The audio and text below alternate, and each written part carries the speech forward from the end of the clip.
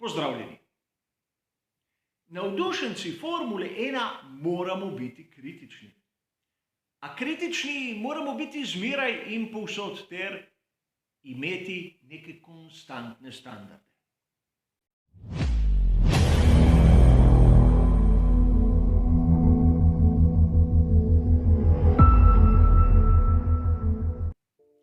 S podelitvijo še zadnjega prostega sedeža za sezono 2022 se je začela slika v Formuli 1 hitro bistriti. Namreč, takoj ko so bila vsa glavna mesta zasedena, smo videli tudi pri ekipah, kako so izbrali tako imenovane rezervne oziroma razvojne voznike. In nič presenetljivega se ni zgodilo, kljub temu, da bi lahko kaj takega tudi pričakovali. Namreč, vloga rezervnega oziroma razvojnega voznika naj bi bila namenjena tistim mladim talentom, ki morajo še dozoreti. Pogostokrat vidimo, da na ta sedež pride voznik, ki seboj pripelje poleg visoke starosti in seveda izkušenj tudi zajetno vsoto denarja. Govorimo zopet o ekipi Alfa Romeo Racing. O njih smo že govorili nekaj dni od tega, ko so objavili, da bo njihov drugi voznik Kitajec Zhu.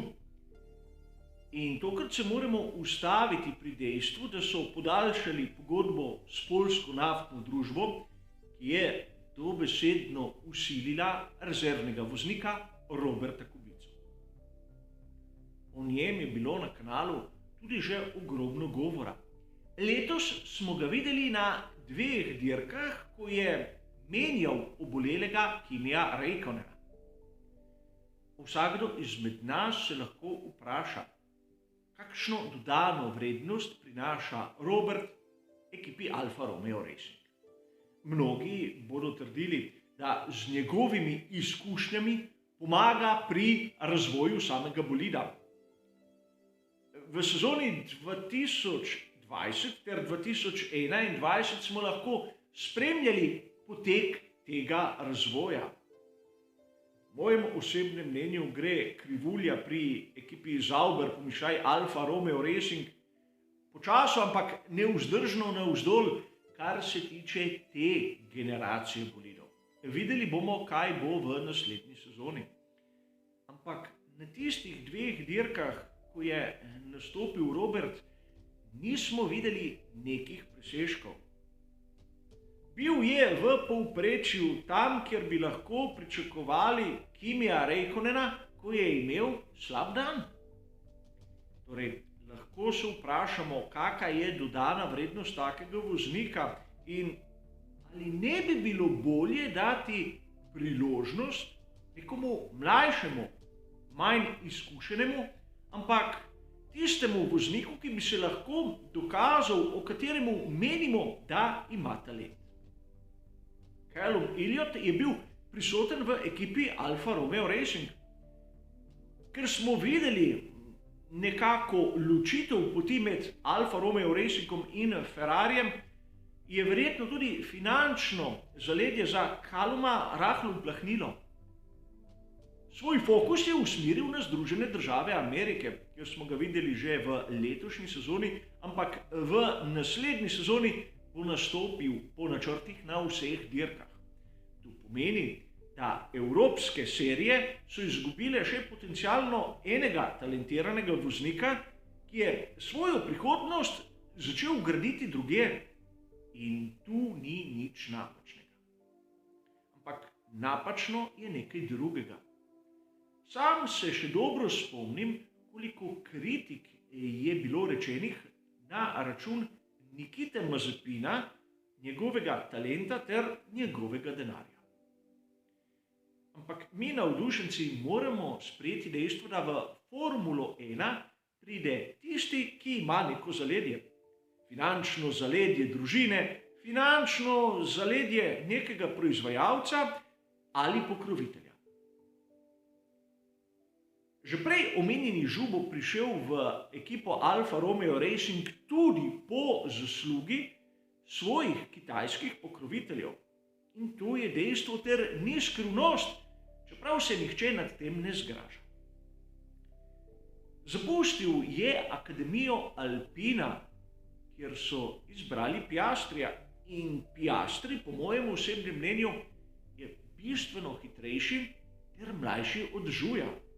Piastriju so ponudili mesto rezervnega, mišljaj razvojnega voznika, kjer se bo eno leto kalil in nato morda stopil v čevlje Fernanda Alonsa. Namreč, kolikor vem, dogovor med Alpinom in Alonsom je bil za 2 sezoni in konec sezone 2022 ta dogovor poteče. Kolikor je voznik talentiran, lahko dobi mesto v raznih ekipah. Naprimer, izjemno dobro generacijo so imeli pri tisti vozniški šoli ali programu Mercedesa George Russell ter Esteban Ocon. Ker za Estebana Ocona ni bilo mesta, je zapustil program ter se preselil k Alpinu. In ko je zasedel tisto mesto, je povzročil težave pri Alpinu, namreč tako že prej imenovani Žu kot Piastri sta v nižjih formulah bila člana te strukture. In da bo malce bolj jasno, kaj pomeni biti član neke vozniške šole, vozniškega programa, vozniške akademije. Nič drugega, kot da nek proizvajalec bdi nad tvojim razvojem, ti pomaga pri kontaktih z raznimi ekipami in kolikor si zanimiv, je tudi njihova vloga ta, da plačuje za tvoj sedež. Podobno kot starši v primeru, naprimer Latifija, Strolla ali že pa prej omenjenega Mazepina, z eno veliko razliko. Namreč interes družine je ta, da njihov potomec pride v Formulo 1. Interesi vozniških akademij so pa rahla zagonetka. Nikoli ni jasno, kdo bo prišel v najvišjo formulo in kdaj se bo podpora dobesedno umaknila. Zanimivo je, da smo lahko slišali, da bo tudi Robert Schwarzman dobil priložnost na prostih treningih. Kot sem že povedal, Elliott je to sfero zapustil, čeprav je kazal izjemno dobre in zanimive rezultate. A mi, navdušenci za zaključek, moramo sprejeti to dejstvo. Nihče ni prišel v Formulo 1 samo zato, ker je bil hiter ter morda celo malce simpatičen. Vsi, prav vsi so imeli za seboj neko zaledje. Znane so zgodbe, da je šel Niki Lauda po kredit, da je lahko plačal za sedeže v prvih sezonah in ne samo v prvi sezoni. Lewis Hamilton je imel podporo samega McLarena, ki je praktično ena izmed najbolj uspešnih šol, kar se tiče iskanja mladih talentov. Lando Norris je njihov produkt, tudi njega sem omenil že večkrat v podobnih prispevkih. George Russell je produkt šole Mercedesa in videli ga bomo po 3 letih kaljenja, kaj bo pokazal v tisti tovarniški ekipi. In zanimivo je dejstvo, Mercedes tako obilnim številom bolidov z njihovim pogonskim sklopom v Formuli 1 ima težave dobiti prave sedeže. Namreč govor o Oconu nam lahko pokaže, kako hitro kljub 8 bolidom na razpolago ni mesta za vse prave talente. V Formuli 1 je ponavadi mesta samo za enega, najboljšega, najhitrejšega. Biti skoraj prvi ne pomeni nič, ali kot je dejal Ayrton Senna, drugi je samo prvi izmed poražencev.